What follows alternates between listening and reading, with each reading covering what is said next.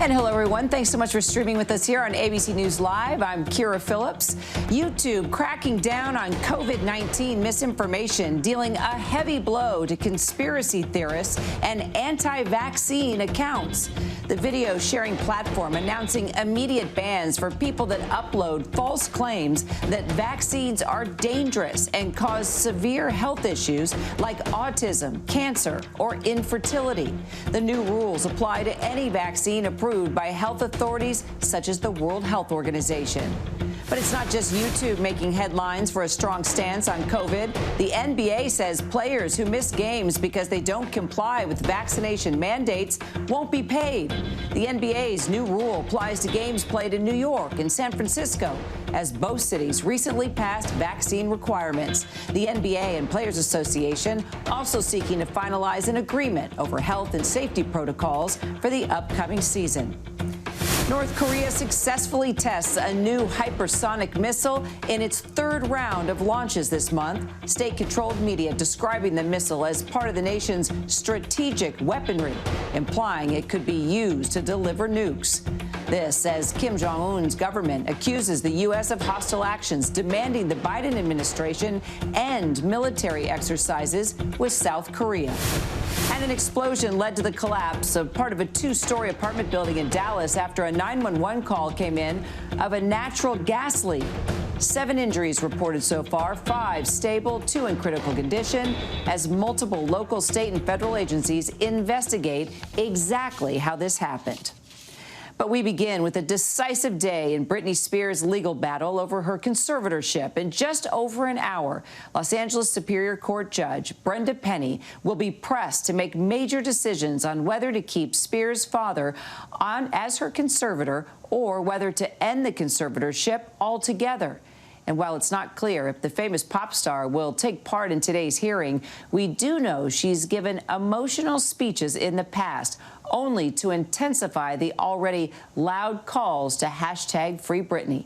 ABC News' Kaylee Hartung has been covering this story from the very beginning. She joins us now for more on this case. Kaylee, we just talked about those involved in the hashtag Free Britney movement. They're right behind you, and you can hear them loud and clear.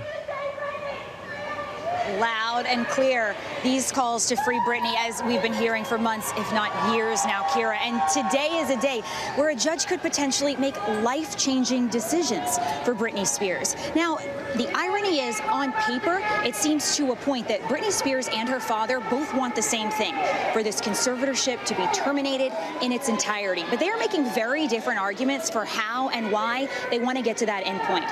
Make no mistake, Britney Spears' team's top priority today is to have Jamie Spears removed from his seat of control in her life, to have him removed as the conservator of her estate, her nearly $60 million fortune. They say that's step one of a two-step process of eventually terminating this conservatorship sometime this fall as they take the time to formally wind it down. That would mean a temporary conservator of the estate would need to be named today if Jamie is in fact removed from that position.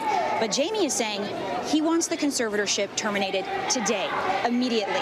And now Britney's team will tell you, and critics of Jamie Spears will tell you, that is something of a defense tactic for Jamie Spears, to try to save face, to try to protect himself from the exposure he could potentially have if a new conservator of the estate comes in and then gains access to everything, all of the information that would describe what he's been up to for these past 13 years. As Britney Spears says, he has been at the head of an abusive conservatorship.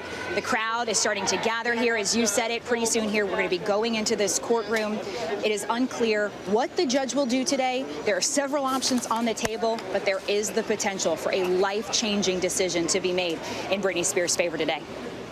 So, Kaylee, as we continue to hear and see this outcry in support of Britney Spears, right there behind you, the signs such as hashtag Free Britney visible throughout the entire process. There's even been support voiced for her in the halls of Congress here in D.C.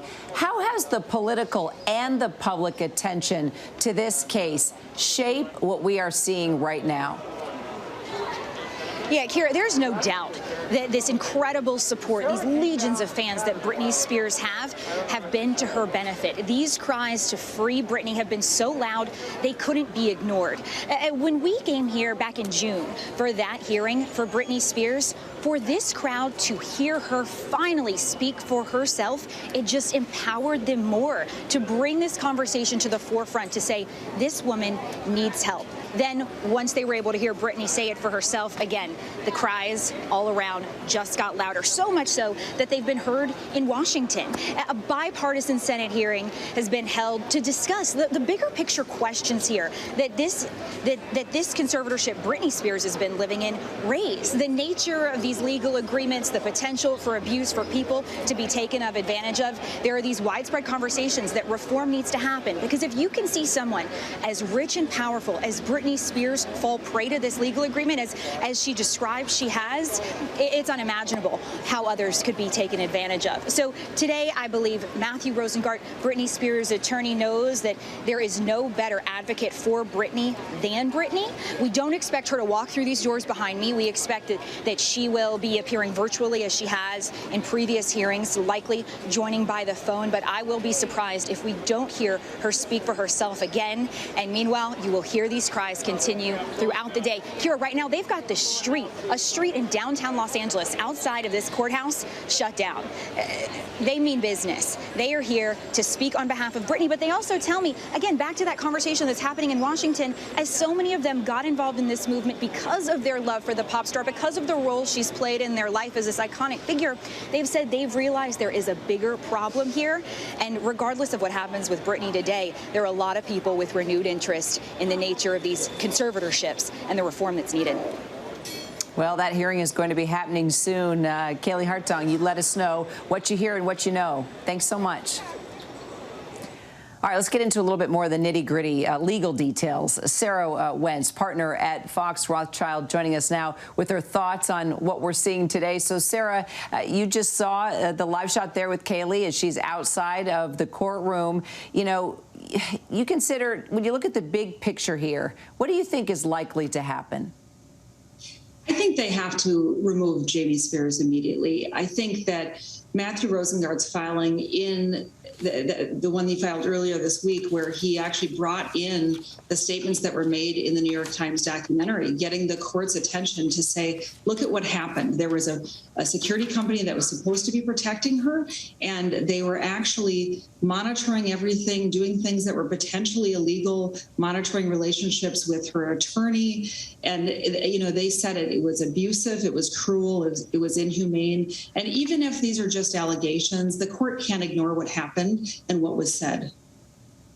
So the control that Britney's family has had over her life has been near absolute. What legal requirements need to be satisfied for someone to be placed under a conservatorship such as this? And do you really think that she needed this for 13 years?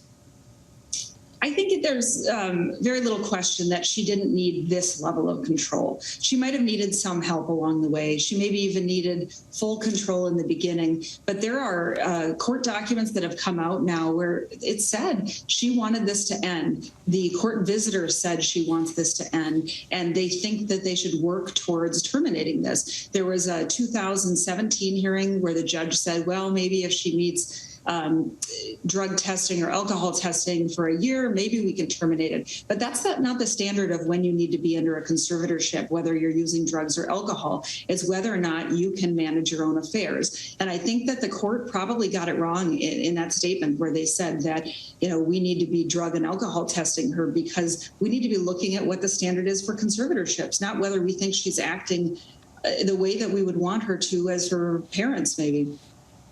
So her dad in 2019 stepped aside as her conservator, maintaining only his role as conservator of her estate with control over her finances. So does this mean that there may be a large exchange of money from father to daughter if this conservatorship ends?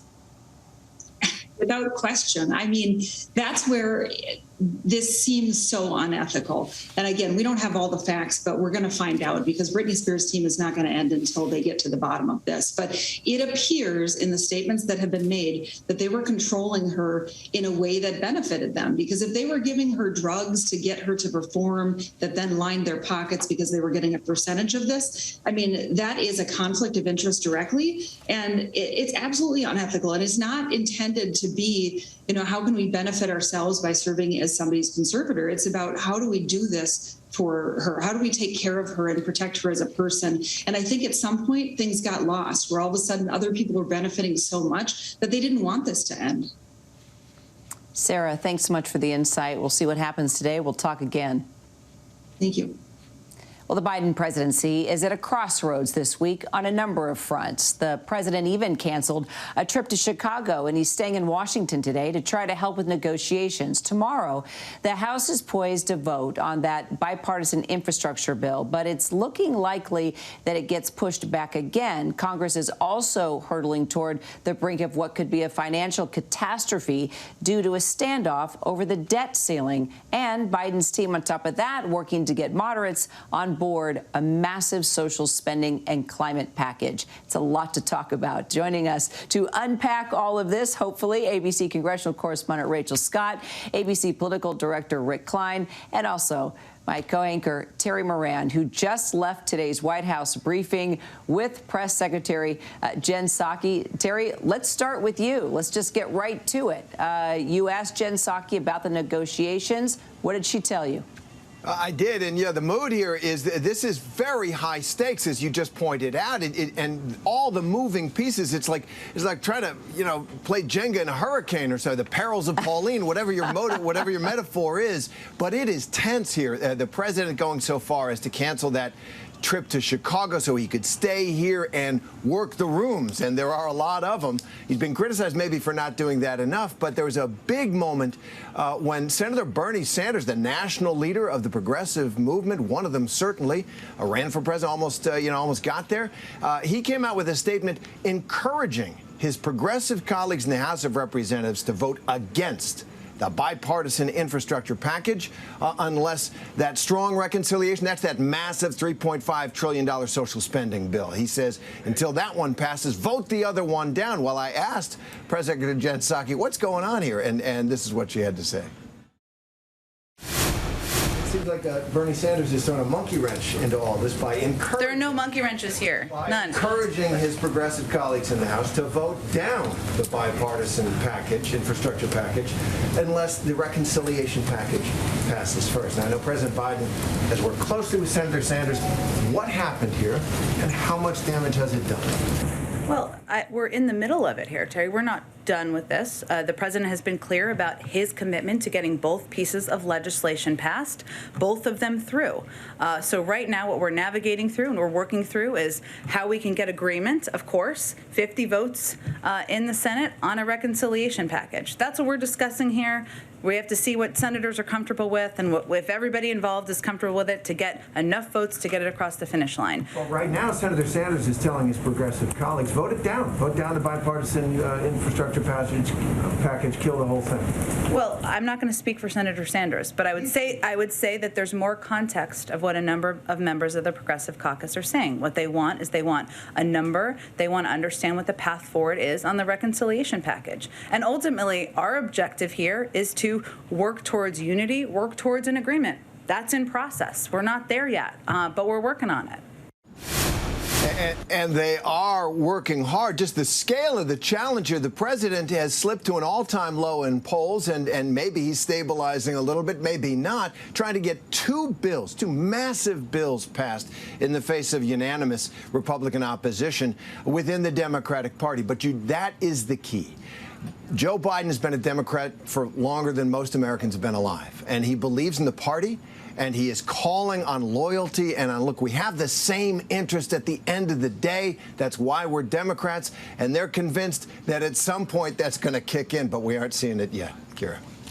Well, I think you just named a new segment or created it, Terry, there at the White House, Jenga with Jen Psaki. So we're going to have to remember that, plug that in now on a daily basis as you attend those briefings. Meanwhile, Rachel, you just heard Terry talk about Senator Sanders. You actually spoke to him a few minutes ago. What did he tell you? Well, the White House keeps saying that there has to be compromise here, that progressives and moderates are going to have to give a little. Senator Sanders told me he's already given a lot. Originally, he wanted $6 trillion for this reconciliation bill, this social safety net. He's already come down to $3.5 trillion. Today, he kind of admitted that that number might have to change a little bit, but he is standing firm on this. He says a deal was made behind closed doors that if they push through the bipartisan infrastructure package there in the Senate, that it would not be brought to the floor of the House for a vote until that much larger reconciliation package with funding to combat climate change, funding for child care as well would be passed as well. So he is standing firm on this. He's encouraging his progressive colleagues over in the House to vote it down. And I can tell you that I've talked to many progressive members in the House. They say they are a hard no against this. At least 50 so far say they will tank this if it comes to the floor for a vote tomorrow. And we'll see whether or not. Well, let's go to Rick on the progressives and how they're feeling right now. Congresswoman Debbie Dingell, who's not really part of that caucus, she came out and she said the president has to negotiate with more than 2 senators, who Rachel was just talking about, Kristen Sinema and Joe Manchin. They want to get some attention here. And that $3.5 trillion bill is their dream bill in some ways. It does, on the wish list, things like expanding Medicare, free community college tuition and daycare, climate change measures, and tax hikes to pay for it on high earners and big corporations. And that is something that really that progressives have been going after. So, do the progressives have a point here? Has Biden really given too much leverage to the moderates, and is he at risk now of losing the progressives? Yeah, Terry, what progressives are frustrated about is that even right now, they can't say, and the White House can't say, what these 2 senators, Senators Manchin and Sinema, are actually for. What are their bottom lines? What's their price tag? What are the things that they would see in it? They've been very public about what they're not comfortable with in terms of the price tag, in terms of some of the tax pieces of it, even some of the environmental pieces on the part of Senator Manchin. But what they haven't said is what their bottom line is. And if Biden is getting that information, then we're not hearing about it from the White House. That's fueling the frustration. And frankly, it's getting those progressives more dug in. Their feeling is that they've already done the negotiating. This was all part of a deal. President Biden was among those who, when that bipartisan deal passed, he said, it's both of these. It's a package deal. He had to walk that back. But for those progressives, a deal is a deal. They have always said that they're not going to give away the best leverage they have. And essentially what they're saying is that they know better than Joe Biden about how to pass his agenda or what his agenda stands for. And Biden, frankly, in the White House, you got at it again in the briefing room again, Terry, they have been a little bit standoffish about specifically what the president wants. He wants both of these things. That's all well and good, but he's trying to stay above the procedural fray. But right now, we are in the weeds. We're in the middle of this, and these decisions and every minute, every hour are absolutely critical. In the weeds, but Rachel, it looks like the threat of a government shutdown has actually been averted with a temporary deal to fund the government until early December. But as you mentioned, Congress is still deadlocked on any measure to raise the debt ceiling. Secretary Yellen now warning if nothing is done, the U.S. will not be able to pay its debts in 3 weeks. And that could impact everything from federal and military salaries to Social Security payments, the monthly child tax credits. And Senate Republicans have blocked votes on this. So what is Minority Leader Mitch McConnell going to do here?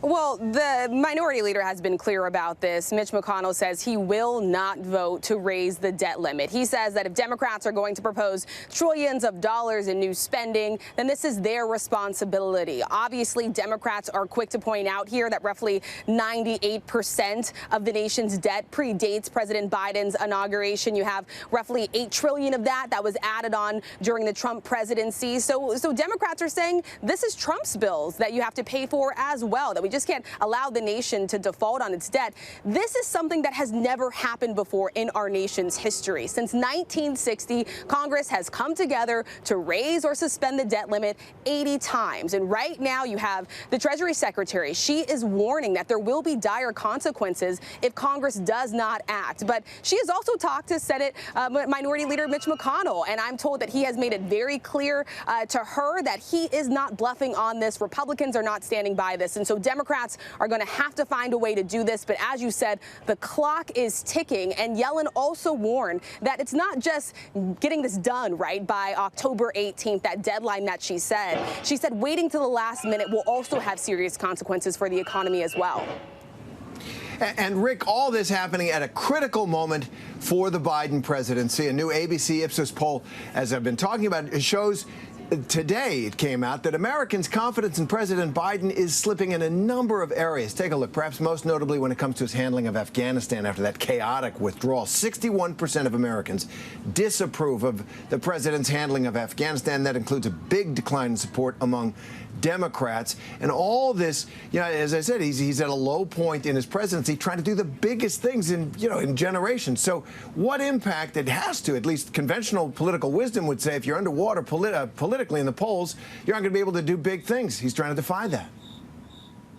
Terry, President Biden has predicated so much of his agenda on the idea that he's trying to do things that poll pretty well and that he himself is personally popular. To the extent that that is no longer the case, and these poll numbers certainly bear that out, it's just that much harder of an argument to make. These are political animals, these members of the House and the Senate. They know who's got the juice. They know who's on the up and who's on the down. And right now, President Biden, as he tries to unite Democrats, is coming up against the limits of his own sway. There's been a lot of criticism of him being too far on the sidelines and now engaging only selectively and with individual members. Right now, he's got some credibility problems with his own conference among the Democrats, and he's got some real action problems because they feel like it's been his job to try to unite and knit together these different parts of the Democratic Party that flat out don't trust each other. And there hasn't been a lot to put more trust into that relationship in the last couple of days. And as Jen Psaki, I think, memorably put it in the briefing moments ago, we don't know if we're in the middle of an episode of The West Wing or Veep. And this is not going to be a comic ending for President Biden if he doesn't get his agenda through this week. But they are all Democrats and all facing the same public, and victory is something that could help them. And as was once said, hanging concentrates the mind. Maybe political defeat will too. We'll have to see on this cliffhanger of a week here in Washington. Rick Klein and Rachel Scott, thanks for that. So coming up, airline pilots warning of travel chaos this holiday season, and they say vaccine mandates are to blame. The head of one of the largest pilot unions in the country is going to tell us why members are still worried about getting the shot and what it could mean if they're forced out of a job.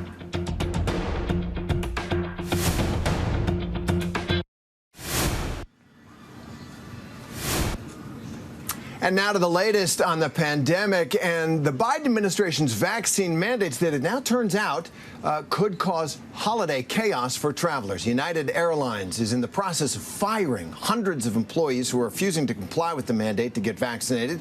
Pilots unions for American and Southwest, they're asking the White House for exemptions for their pilots to the president's vaccine mandate, warning this could trigger a holiday travel nightmare. So for more than this, I want to bring in American Airlines pilot and spokesperson for the Allied Pilots Association, Captain Dennis Tager, who joins us from the Charlotte Airport. Captain Tager, thanks very much for being with us on this important issue. Thank you for having us. So more than 4,200 of American Airlines pilots, 1,400 pilots are still unvaccinated, I understand. You can correct me on that. That's about 30%, if I do the math correctly, of Americans' pilots. So why is that happening, do you think? And why are unions asking for an exemption for those unvaccinated pilots? Yeah, we have nearly 10,000 of our pilots that have chosen to get vaccinated. For those, the 30%, your numbers are about right. It's about 4,000. Are very concerned. See, pilots have an FAA medical. I just got through mine every 6 months, approximately. As captain, I have to do that.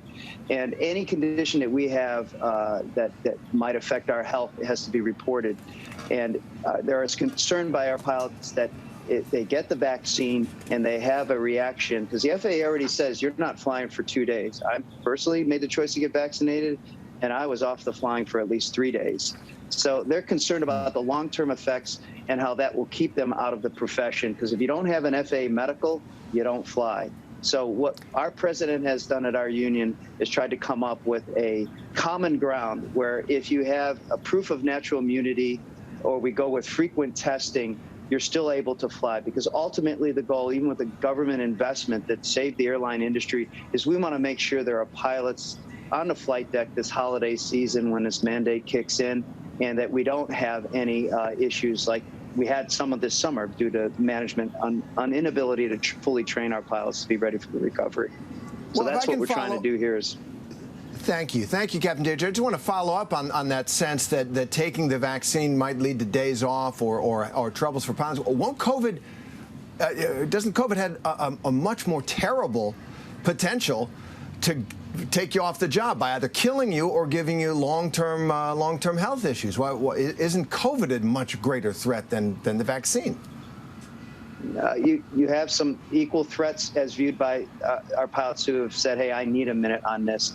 And many of them have said, look, I've already had COVID and I have the natural immunity, which many of our citizens in any profession could say. But what's unique for pilots is that the long-term effect, if they've made it through COVID and they're obviously flying, the long-term effect for the vaccine, they're calling to question. If it happens to them, they've got no place to go, because without that FAA medical certificate, you don't fly and you don't have a job. So we're trying to find, it's a challenge. This is not an easy subject. It can be very emotional, and we see it in our neighborhoods. But what's unique for pilots is this medical standard we have to hold.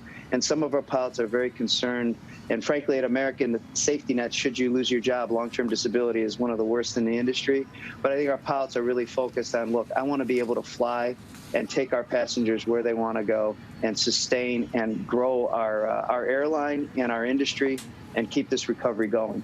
Fair enough. We're under the impression that there have been no reports from airline pilots at this point, thus far, losing their medical certificate because of the vaccine. So what are the potential career-ending side effects that are mentioned in the letter that the APA, the Pilots Association, has written to the government to qualify for this exemption?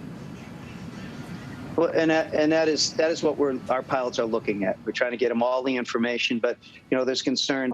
You talk about long-term effects. These vaccines just started. So while I've embraced the vaccine, our other professional pilots are saying, hey, I'm concerned if a blood clot issue or a heart issue that happens, and even though some have been reported in their short term, they're trying to approach this in a disciplined, professional way, the way pilots address a potential issue on the airplane. So as a union, we are representing solutions for all of our members, and ones that keep our passengers, fellow crew members safe and keep our airline flying.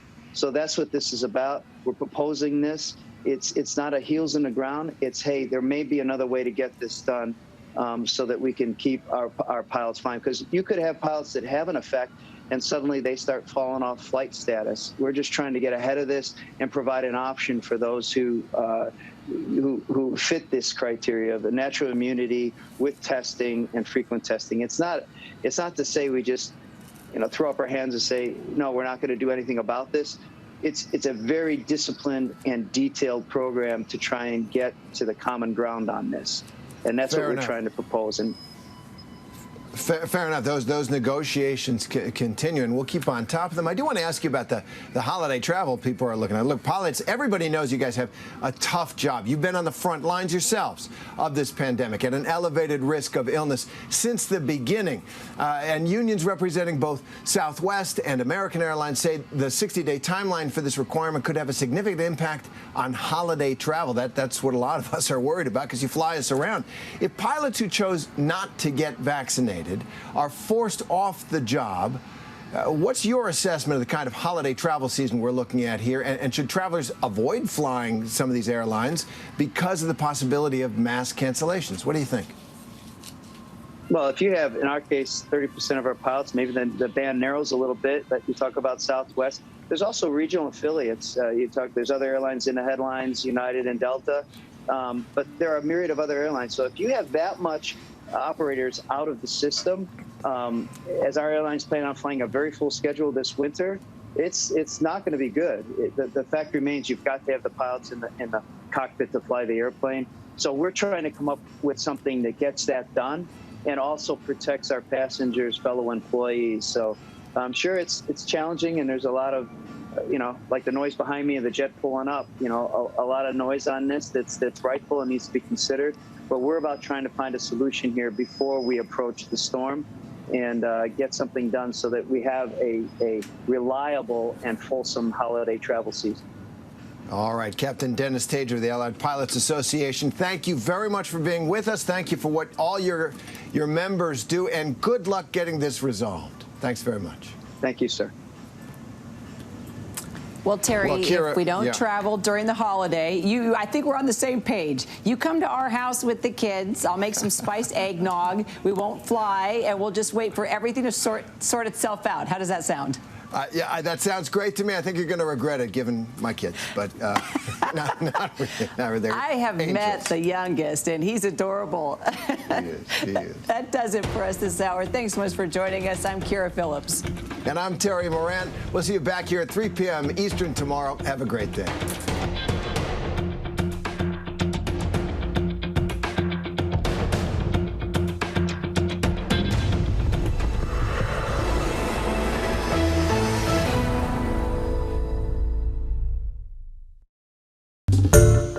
Hi everyone, George Stephanopoulos here. Thanks for checking out the ABC News YouTube channel. If you'd like to get more videos, show highlights, and watch live event coverage, click on the right over here to subscribe to our channel, and don't forget to download the ABC News app for breaking news alerts. Thanks for watching.